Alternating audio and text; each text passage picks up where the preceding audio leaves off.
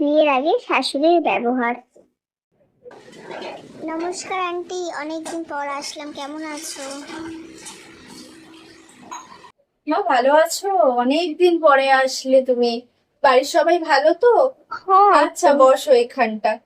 তো বলো, কি খাবে? চা খাবে নাকি না কফি না খাবে? আন্টি, আমি কিছুই খাবো না। কিছু খাবে না বললে হয়? এসছো শ্বশুর বাড়িতে, না খেলে কি হয় বলো? কি খাবে বলো তাড়াতাড়ি। যা তো বাবু, দোকান দিয়ে ওর জন্য একটু কিছু নিয়ে আয়। বলতে হবে, আমার বাবুর কাছে খুব ভালো চয়েস আছে, নয়তো এত সুন্দর একটা মিষ্টি মেখে কি পায় আমার বাবু। তুমি যে কবে এই বাড়িতে আসবে, তুমি আসলে আমার বাড়িটা পুরো ভরে যাবে। আর যে ব্যবহারটা পাই বিয়ের পর শাশুড়ির থেকে। ভাবছি যে নিয়ে এসছে এই মেয়েটাকে, জবের থেকে এসছে তবের থেকে বাড়িটার মধ্যে অশান্তি অশান্তি অশান্তি।